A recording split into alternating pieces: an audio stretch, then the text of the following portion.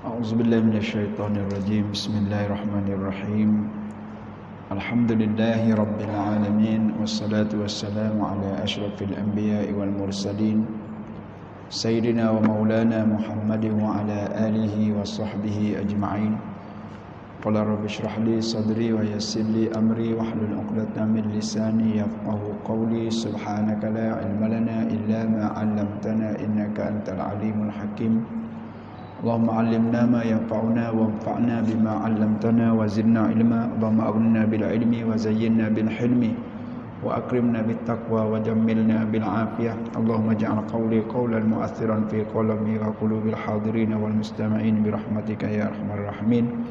Allahumma dzakkirna ma nasina wa 'allimna ma jahilna wa sallallahu alaihi wasallam Muhammad wa ala alihi wa sahbihi walhamdulillahi rabbil alamin.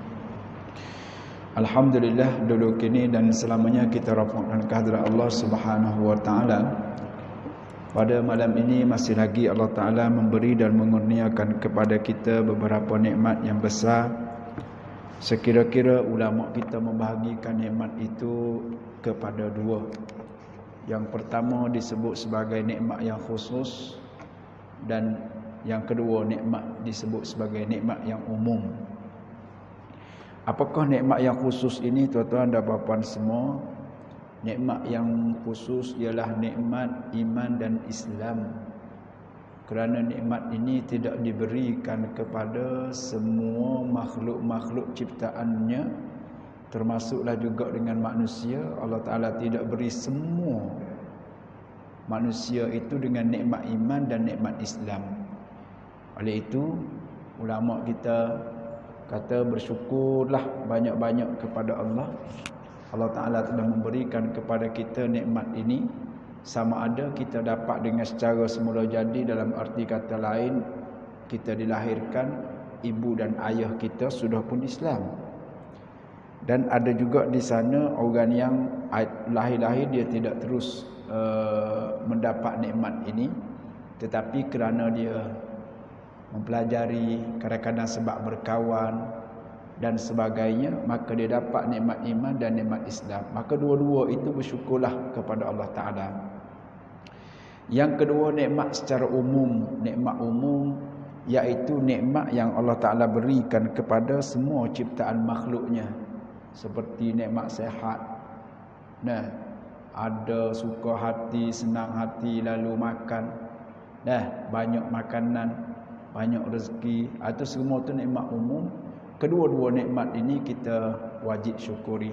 Lebih-lebih lagi nikmat yang pertama tadi. Dihormati, dikasihi tuan pengerusi ataupun tuan nazir masjid, tuan-tuan imam, tuan-tuan bilal, seluruh ahli jawatan kuasa masjid, tuan-tuan dan puan-puan, dan juga kepada yang melihat live kita pada malam ini. Assalamualaikum warahmatullahi wabarakatuh. Lanjutan daripada apa yang saya sebutkan sebentar tadi, kita masih lagi membicara mengenai dengan penawar ataupun ubat bagi hati yang keempat dan yang terakhir.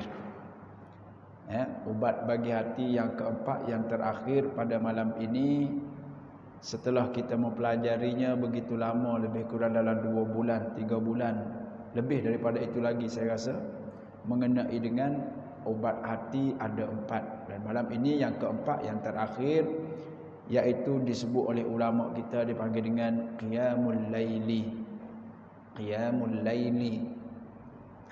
Tuan-tuan dan puan-puan semua, perkataan Qiyamul Lail itu telah pun dimelayukan.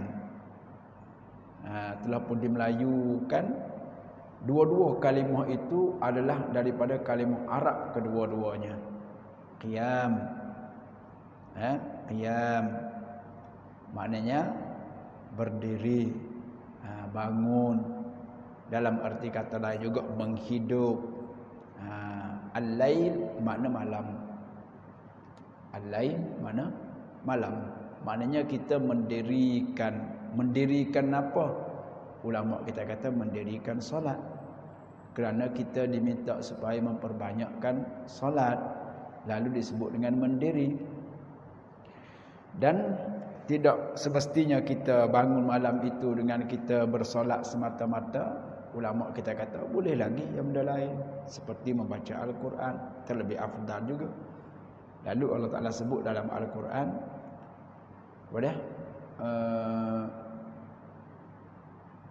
wa minal laili fatahajjar bihi nafilatan laka asa an yab'atsaka rabbuka maqaman mahmudah. Bukan yang tu kelebihan qiyamul lail, kelebihan baca Quran tu. Wa qur'anal fajri innal qur'anal fajri kana mashhuda. Tu dalam suratul Isra juga tu. Tu kelebihan Al-Quran dalam mana kita membaca di waktu subuh. Dan zikir-zikir yang lain yang kita rasa nak, yang kita rasa mahu, yang kita rasa nak, kita berzikirlah. Sama ada zikir itu kita nak biar bunyi telinga kita je ke, ataupun kita nak kuatkan sikit ke. Dan kita alunkan dia dengan suara kita. Bagi saya, orang lain saya tidak tahu, tapi bagi pandangan saya, kalau kita baca Quran itu dengan suara yang cantik, betul dengan tajwidnya, betul dengan makharijul hurufnya, maka ia akan menambahkan lagi rasa sedap dan rasa manis dalam qiyam itu. Cubalah tuan-tuan baca. Kalau kita pergi baca dengan Bismillahirrahmanirrahim, Alhamdulillahirabbil alamin, Ar-Rahmanirrahim, boleh kita baca gitu pun sah, sembahyang bukan tak sah. Tapi kalau kita elokkan lagi, Bismillahirrahmanirrahim, Alhamdulillahirabbil alamin, Ar-Rahmanirrahim. Kan tambah lagi hati tu, kita rasa macam itu pandangan saya. Pandangan orang lain saya tidak tahu. Sebab itu kalau saya secara peribadi, saya suka begitu. Begitu juga dengan zikir. Kalau kita sebut dengan subhanallah, subhanallah, subhanallah, subhanallah, boleh, tak ada masalah, boleh pahala. Tetapi takut sekejap je kita berzikir, lepas tu zikir kita pula. Macam baca Quran je kan. 5 minit yang pertama kita baca Quran, 5 minit yang kedua Quran baca kita pula. Sebab apa? Kerana tidak ada halawah ataupun kemanisan dalam bacaan. Sebab apa? Salah satu daripadanya, kita tidak betul tajwid, makharijul huruf, dan kita alunkan dia. Sebab tu Nabi sebut zayyinul Qur'ana bi aswatikum, hiasilah Quran itu dengan suara-suara kamu, yakni suara-suara yang merdu. Suara yang merdu. Jadi peranan suara ini adalah penting juga tuan-tuan. Dalam menghidupkan malam. Kalau tuan-tuan tak percaya, tuan-tuan panggil dekat sini satu imam, panggillah imam mana-mana pun yang suaranya tak apa sedap. Kalau tuan-tuan pergi ke Pakistan, orang dia baca lagi sengau kita dengar. Abi ayyi ala rabbikum tukaziban. Sebab apa? Sebab di sebelah sana dia tidak masyhur dengan suara.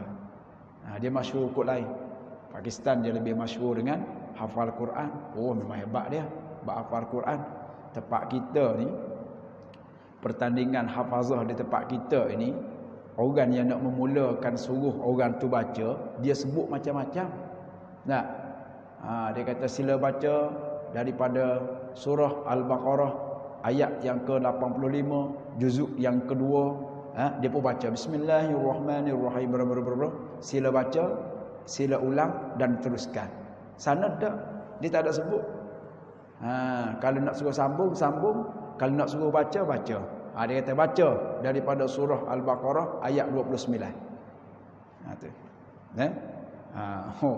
Dan bila kita pergi ke kelas-kelas tahfiz mereka, memang dia punya apa dia panggil, cara nak mengambil hafiz itulah.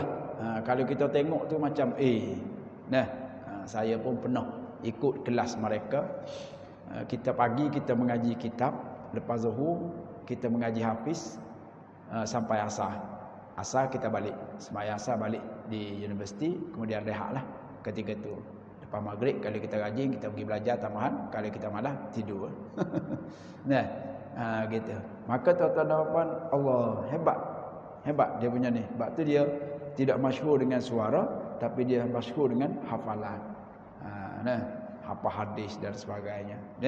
Itu nak macam mana kelebihan itu Allah Taala bagi masing-masing. Sebab tu saya sebut tadi, kalau kita berzikir malam-malam, bukan tak boleh dengan kita sebut subhanallah, subhanallah, subhanallah, subhanallah, subhanallah. Boleh tak? Boleh. Tak dapat pahala ke? Apa boleh tak dapat? Asalkan cukup syarat dia lah. Kita sebut dengan molek dan semuanya, dapatlah pahala. Tapi cuba kita sebut dengan baik-baik sikit dah.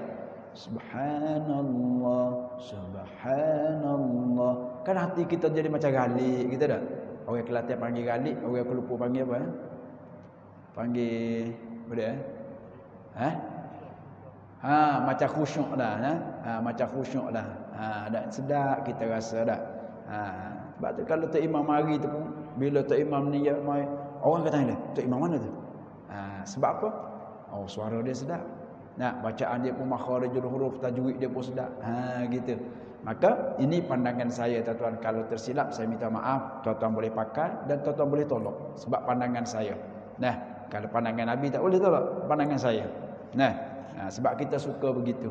Kadang-kadang menitis air mata itu tanpa kita sedari. Kerana apa? Sebab tadi kita duduk main lagu Subhanallah walhamdulillah wala ilah. Dia main lingguk dia tu menyebabkan kita tak tersedarlah. Asyik dengarlah, tiba-tiba menitis air mata.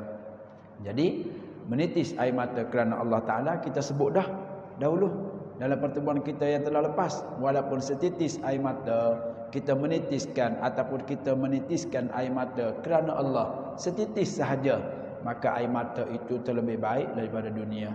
Sekira-kira air mata itu boleh memadam api neraka. Allahu akbar. Itu tuan-tuan. Baik. Jadi pada malam ini saya bawalah ada 2 biji kitab depan saya ni. Depan saya ni yang ni kitab At-Taqarrubu Ilallah, berdapin diri kepada Allah, dalam edisi bahasa Arab. Yang ni. Ada satu lagi dalam edisi Melayu, tajuk yang sama tapi dalam edisi bahasa Melayu, yang saya akan ambil juga maknanya di sana kerana ada sedikit poin yang saya nak temukan dengan pertemuan kita pada malam ini, iaitu ubat kita yang keempat yang terakhir ialah qiyamul laili, iaitu mendiri ataupun menghidupkan malam dengan ikut kitalah nak hidup macam mana. Kita nak hidup dengan baca Quran, nak hidup dengan zikir, baca zikir. Kalau kita rasa nak hidupkan dengan sembahyang, sembahyang. Batu Imam Ghazali rahimahullah, dia kata bila kita bangun malam, terlebih baik kita banyakkan sembahyang taubat daripada kita sembahyang hajat. Terlebih baik kita sembahyang taubat daripada sembahyang hajat. Tetapi kalau kita nak boleh, kita dahulukan dulu buat solat taubat dulu, mungkin 4 rakaat ke 2 rakaat ke, ikut kita lah nak banyak mana. Lepas pada tu last sekali kita buat solat hajat 2 rakaat, kemudian kita buat witir dan wirid sikit kalau ada masa, kemudian kita berdoa. Baik, apa kelebihan? Apa kelebihan? Nabi SAW menyebut dalam hadis yang sahih, Nabi kata, siapa yang bangun malam mengharapkan aku, mengharapkan maghfirah dan sebagainya, maka Allah Ta'ala, dia kata Allah Ta'ala turun pada waktu yanzilu Rabbuna, Allah Ta'ala turun pada sama'id dunya, pada langit bumi ini pada 1/3 malam, dan dia melihat ataupun dia mencari 3 jenis manusia. Kalau kita nak, kita boleh ambil. Masalahnya kadang-kadang ada orang dia tanya, ada orang dia tak tanya. Allah Ta'ala turun sampai langit bumi. Kita pun mungkin ada orang tanya, langit bumi ada langit juga ke? Bukan nur ke langit, bumi ada langit juga ke? Maka saya tidak mengetahui lebih daripada itu. Cuma saya menakalkan kata-kata almarhum tuan guru saya. Dia kata langit bumi itu atas pada pokok kemucuk, itulah langit bumi. Nak sebut apa dia? Jangan kita kata Allah Ta'ala turun sampai begitu. Tak, Allah Ta'ala tidak turun. Dia tu dialah. tapi rahmat dia, ilmu dia turun sampai begitu rendah. Pokok kemucuk ni lebih kurang tinggi tu, tinggi paling tinggi pun sebanyak tu. Maknanya turunnya rahmat Allah Ta'ala pada tiap-tiap malam ni sampai begitu sekali rendah. Dan Allah Ta'ala berjanji, sesiapa yang meminta daripadaku, nescaya aku nak bagi permintaannya. Siapa yang nak minta daripada aku sesuatu, maka aku nak bagi dan nak memenuhi permintaannya. Dan siapa yang ada hajat pada dirinya, maka aku nak tunaikan hajatnya. Maka sesuai dalam tadi tu, kita sembahyang taubat tu bermakna kita nak minta Tuhan ampunkan dosa kita. Lepas tu kita nak juga Allah Ta'ala bagi kepada kita kesihatan, ataupun naik pangkat, ataupun kekayaan, ataupun apa pun kita sembahyang hajat.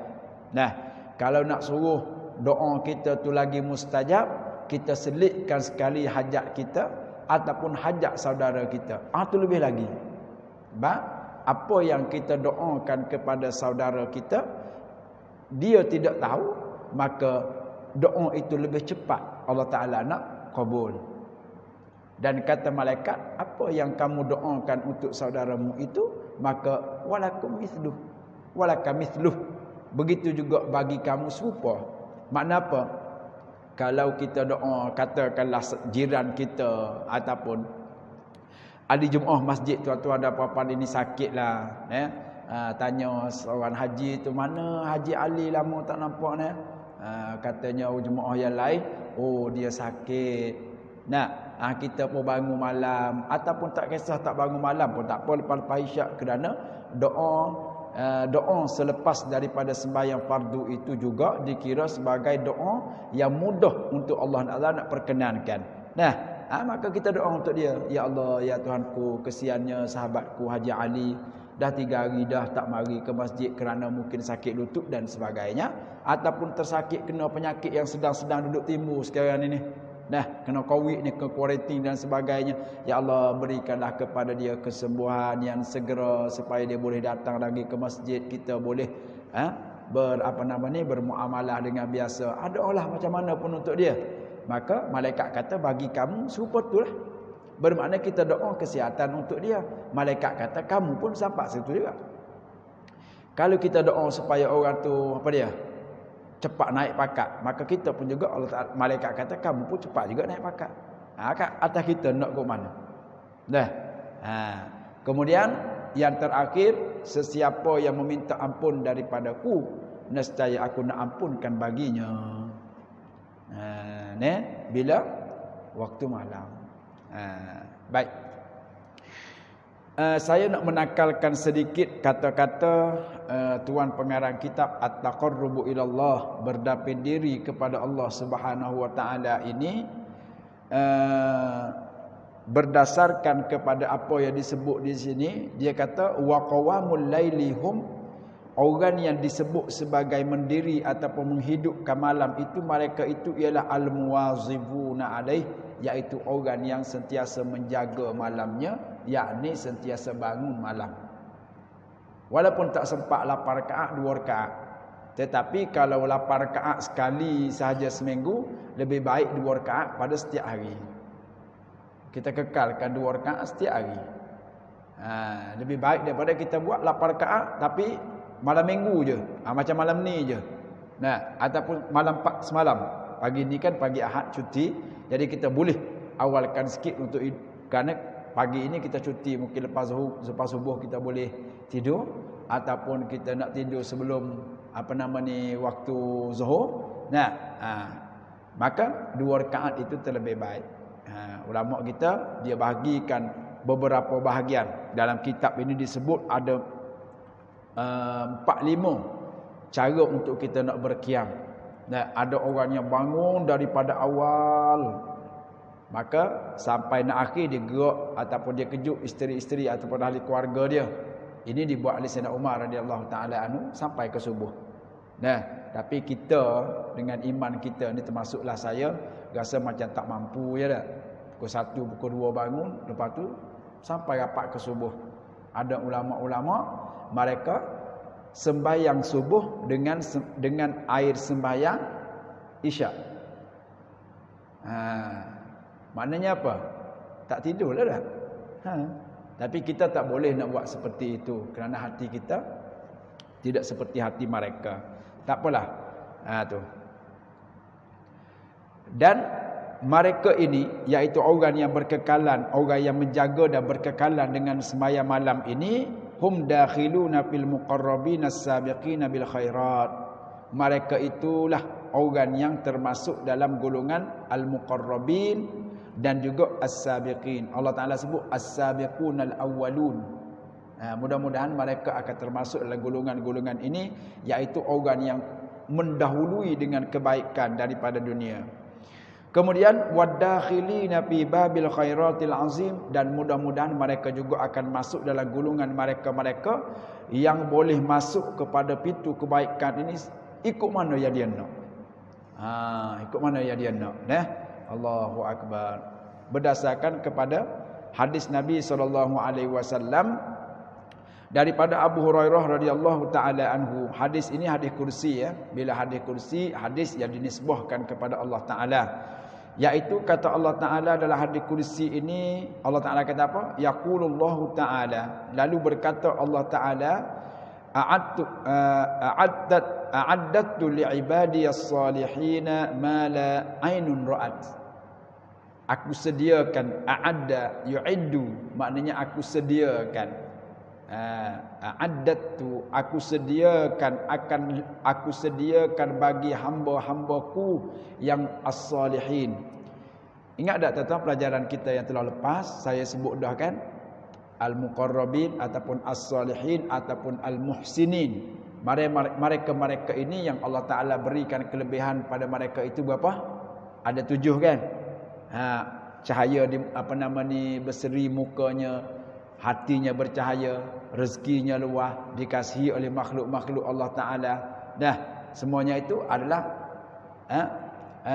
termasuk dalam golongan inilah hak kita sebut ni. Maka Allah Taala kata, aku telah sediakan bagi hamba-hambaku yang sifat mereka itu as-salihin, yang baik-baik, al-muhsinin. Yang suka berkekalan dalam melakukan kebaikan. Apa dia? Apa ganjarannya? Apa yang Allah Taala sedia? Mala ainun ra'at. Tu dia jawapan dia. Iaitu barang yang tidak pernah dilihat oleh mata.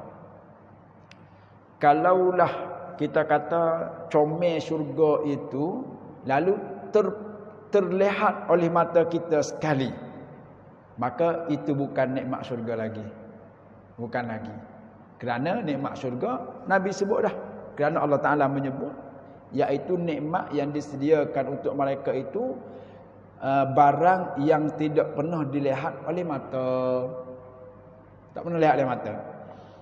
Wala udhunun sami'at, dan tidak pernah didengar oleh telinga. Tak pernah didengar oleh telinga. Wala khatara ala qalbi bashar, dan tidak pernah terlintas dalam hati manusia. Manusia mana sekalipun. Tu kita kata Isra' Mi'raj, Nabi dibawa berjalan dan dapat melihat syurga, Nabi je lah. Nabi je lah. Tapi walaupun begitu, ada juga 1-2 poin yang berkaitan dengan Isra' Mi'raj ini, tapi masa kita tak ada, lain kali lah insya-Allah.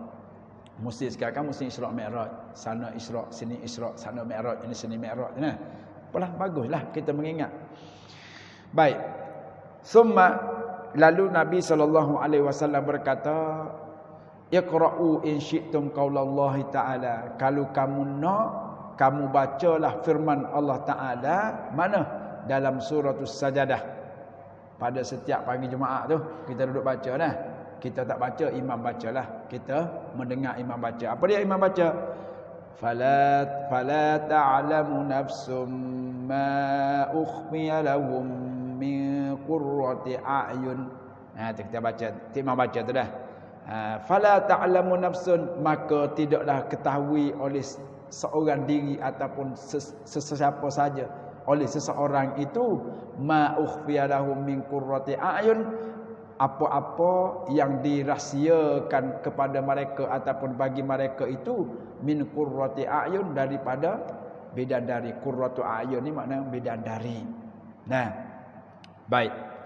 Lalu kata tuan pengarang kitab kita ini, saya suka dia punya sedikit takwil daripada tuan pengarang kitab ini, dan saya nak kongsikan kepada tuan-tuan. Bagi saya,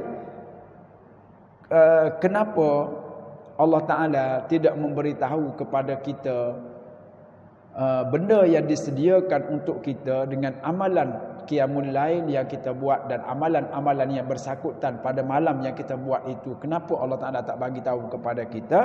Lalu jawapannya tuan pengarang kitab ini kata, dia kata macam mana? Falamma akhfu lillahi ta'ala amalan bil laili. Apabila seseorang yang bangun ataupun orang yang berqiyamul lail itu merahsiakan amalannya. Tadi Allah Ta'ala kata ma ukhfiya. Sama tu, kalimah yang sama, cuma ukhfiya itu fa'il madhi bina majhul. Nah, akhfu fa'il madhi bina ma'ruf.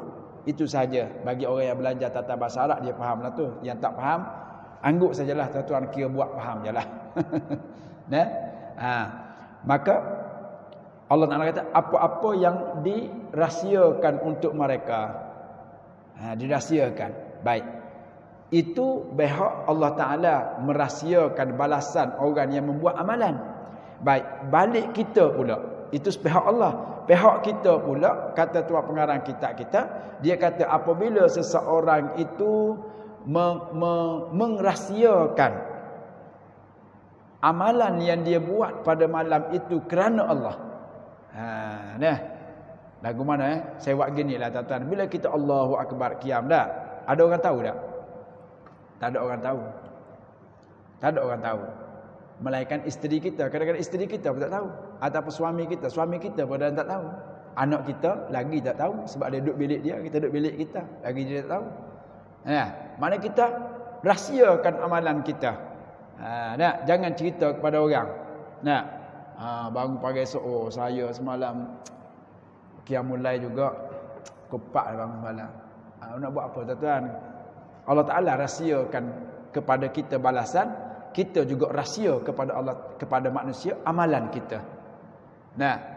Kalau kita bangun qiyamul lail live macam ni dah, itu saya tidak tahulah. Itu di antara dia dengan Allah Ta'ala lah.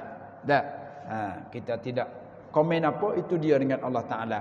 Tapi kalau kita berahsia dengan kita takbir, kita apa, kita baca Quran, kita apa sekalipun kita berahsia, mudah-mudahan rahsia amalan kita itu termasuk dalam ayat yang kita baca tu. Fala ta'lamu nafsum ma ukhfiya lahum. Allah Ta'ala merahsiakan balasan orang yang berqiyamul lail atau melakukan kebaikan di waktu malam ini, sebagaimana hamba itu juga merahsiakan amalannya itu daripada pandangan orang. Kerana apa? Kerana Allah Ta'ala semata-mata. Dia semayang, dia berzikir, dia baca Quran semata-mata kerana Allah Ta'ala. Itu maksud yang disebut oleh tuan pengarang kitab kita ini. Maka dia kata, kita rahsiakan amalan kita tadi kepada manusia, taqarrabu bihi ilallahi ta'ala, dengan niat kita, dengan nawaitu kita untuk bertaqarrub kepada Allah, yakni untuk mendekatkan diri kepada Allah ataupun untuk nak merapatkan diri kita kepada Allah. Bukan kata kita berqiyamul lail kerana malu kepada pak mentua ataupun mak mentua, ataupun dah tak jadi pak mentua lagi dah. Jadi kena buatlah qiyamul lail lebih sikit. Pasal apa? Takut-takut nanti tak terbuka pula hati dia nak terima kita jadi menantu. Ini contoh, tak ada kena mengena dengan hidup dan mati dan tidak nak kata siapa-siapa pun, dak contoh sahaja. Maknanya kita niat kot tu, maka dapat kot tu lah. Niat kot mana dapat kot tu lah. Maka kalau kita niat tadi dan kita rahsiakan amalan kita tadi kerana Allah Ta'ala, dan kita berniat untuk berdekatkan diri, berdapin diri kepada Allah Ta'ala, walam tarahum a'yunun nas, dan tidak melihatlah akan perbuatan, akan amalan, akan kebajikan, qiraah, tilawah, qiyam dia tadi itu oleh mata-mata manusia. Akhfallahu ta'ala lahum thawaban lam tarahu ainun. Maka menasabahlah kalau Allah Ta'ala juga merahsiakan kepada mereka ini pahala yang mereka nak dapat. Saya nak buat gambaran macam mana tak tahu ni. Mungkin susunan ayat saya tidak sempurna elok menyebabkan mungkin tuan-tuan tak faham. Jadi saya boleh sebutnya, kerana kita merahsiakan amalan kita tadi kerana Allah sehingga manusia tidak tahu, maka Allah Ta'ala juga merahsiakan pahala, gaji, kebajikan sehingga dia sendiri pun tidak tahu. Maknanya kita yang buat pun tak tahu juga. Sebab tu saya tanya, kalau saya tanya tuan-tuan ada apa-apa, tuan-tuan bangun qiyamul lail dak semalam? Bangun daripada pukul berapa? Semalam mungkin lewat sikit, mungkin awal sikit. Katalah pukul 5. Sampailah ke azan subuh. Lepas azan subuh kita buat pula sembahyang qabliyah subuh 2 rakaat yang Nabi kata lebih baik daripada dunia dan apa yang ada dalamnya dah. Kita sambung yang tu pula dah. Agak-agak berapa tuan-tuan dapat pahala? Boleh agak tak? Agak-agaklah. Nah, tak boleh nak agak. Memang tak tahu betul. Kalau kita kata agak tak boleh nak agak macam mana? Nak teka macam mana? Tak boleh nak teka. Kalaulah sekiranya Allah Ta'ala bagi kesan pagi besok tu boleh kita agak. Contoh macam mana kita sembahyang qiyamul lail dah. Lepas tu mari pula masjid, derma pula sebelum subuh dan nak ambil fadilat 2 malaikat turun tu dah. Kita derma pula sebelum subuh. Lepas tu azan, jawab azan. Kemudian kita sembahyang pula qabliyah. Sembahyang sebelum subuh tu. Kemudian kita sembahyang subuh jemaah, wirid doa. Dengar pula kuliah lepas subuh pagi tadi contohnya. Lalu kita pun balik ke rumah. Balik ke rumah tu begitu sengit. Kita kata banyak pahala boleh semalam ni. Pasal apa? Sengit ni. Minggu lepas kita buat sikit jadi sengit sikit lah. Ni minggu ni banyak sikit jadi sengit. Kita boleh harga. Tapi kita balik stabil tak? Stabil tak? Jalan macam biasa, tak ada sengit, tak ada kiri, tak ada kanan. Stabil je. Maknanya itulah yang kata tuan pengarang kita ini, Allah Ta'ala juga merahsiakan bagi mereka itu, yakni bagi orang yang melakukan qiyamul lail ini, pahala yang tidak dilihat oleh mana-mana mata. Sebab kita tak bagi tahu ke orang. Kita dengan Allah je. Ataupun kita dengan isteri, kita dengan suami saja. Orang lain tak tahu. Maka Allah Ta'ala pun rahsia juga. Rahsia juga. Bila kita tahu? Bila kita tahu? Tunggu mati dah. Tak lagi tak mati, tak nampak lah. Tak tahulah. Bila mati, barulah kita tahu qiyamul lail kita pada malam sekian-sekian dapat gini-gini, tu gini. Baru kita tahu. Walam tasma' bihi azan udhun. Dan tidak juga didengar oleh tak boleh didengar oleh telinga. Bagaimana bidadari memanggil-manggil ataupun bagaimana suara bidadari pun kita tak dengar juga dah. Sebab tuan-tuan dan puan-puan, kalau kita dengar kan, kalau kita dengar suara orang dan kita dengar suara dia terlembut, comel, sedap je, boleh jadi kita terpengaruh dengan suara itu dan berapa ramai orang atas dunia ini gila kepada seseorang kerana suaranya. Betul tak? Betul tak? Kalau saya terima hal ni, mungkin tuan-tuan tak tahu. Sebab kawan saya belajar di pondok dulu nah. Belajar di pondok dulu dan dia pun tak duduk jauh pun, duduk di Kuala Lumpur ni je. Dia jadi pensyarah di salah satu kolej atau universiti yang berada di sekitar Kuala Lumpur ni lah. Bersama-sama dengannya tu seorang pendakwah selebriti daripada TV. Kalau saya sebut nama dia tu semua orang kenal. Saya nak sebutlah. Benda hak sehudah tak payah kita nak masyhurkan lagi. Ada seorang pakcik ni dia suka sebab orang ni kawan ni suara dia sedap.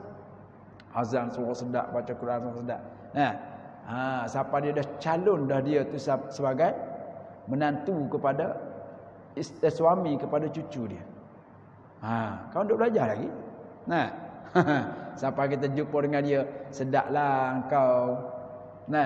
Hari-hari cuti tak balik, ada orang mari ambil, bagi jalan, bagi makan. Kita ni tak ada orang nak mari ambil bagi makan. Begitu. Kenapa? Kerana suka ataupun kerana minat kepada suara. dalam radio lagu dulu-dulu. Ada satu lagu dulu-dulu. Nak dia berkenan dekat DJ tu bukan dia pernah tengok pun muka DJ tu. Tapi suara DJ tu dia suka dah. Kan ada satu dulu tu. Hanya di radio apa dia tu. Lagu tu lah. Tu tuan-tuan. Tu dia panggil dengan wala uzunun sami'ah. Tak pernah dengar. Mungkin kalau kita Allah Taala dengarkan ataupun perdengarkan suara bidadari ke, suara surga ke, suara mengalir air ke, suara burung-burung yang ada di syurga itu, bila kita dengar boleh jadi kita nak kepada syurga itu kerana sebab itu. Jadi Allah Taala tak bagi awal-awal. Supaya kita sembahyang baik, zikir baik, baca Quran baik, itu kerana Allah Taala. Lepas tu pandai-pandailah Allah Taala nak bagi apa benda pun balasan kepada orang yang ikhlas demikian. Walam yakhtur ala qalbi bashar, dan tidak pernah sekali-kali terlintas dalam hati mana-mana makhluk yang bernama manusia dalam ciptaan Allah Taala. Maka dia kata fa idza qaddimu alaihi subhanahu wa ta'ala iqra' a'yuna bidzalika Allahumma ja'alna min aulaika fadlan minka wa ni'mah.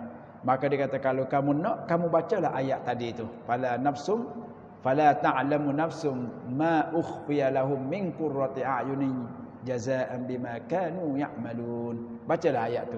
Moga-moga kita dibalas dengan balasan itu kerana hasil daripada amalan yang kita buat. Dan ada lagi banyak lagi, saya tak nak ambil dah dalam ni, saya ambil yang tu sahaja. Baik. Kata tuan pengarang kitab Minhajul Qasidin ini juga adalah pokok pakalnya daripada Imam Ghazali juga. Ini pokok pakal daripada Imam Ghazali juga. Baik, dia menyebut, dia kata dalam bab ini, dia kata amalan-amalan yang memudahkan kita untuk bangun tahajud. Ataupun persediaan awal, bagaimana cara supaya kita mudah untuk bangun malam.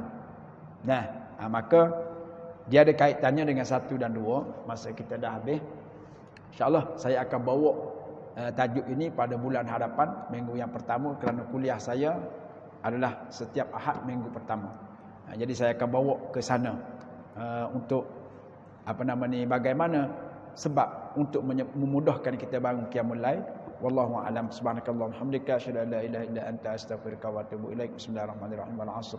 Innal insana lafi khusr illa alladziina aamanu wa 'amilus shalihaat wa tawassaw bil haqqi wa tawassaw bis sabr. Alhamdulillahi minasyaitonir rajim. Bismillahirrahmanirrahim. Wassalatu wassalamu ala rasulillah. Allahumma 'allimna ma yanfa'una wanfa'na bima 'allamtana wa zidna 'ilma. Allahumma inna na'udzubika min 'ilmin la yanfa'u, min qalbin la yakhsha, nafsin la tashba', la yasma', wa na'udzubika min hadhihi al-arba'a. Sallallahu alaihi wasallam Muhammad wa ala alihi wa sahbihi. Alhamdulillahirabbil alamin.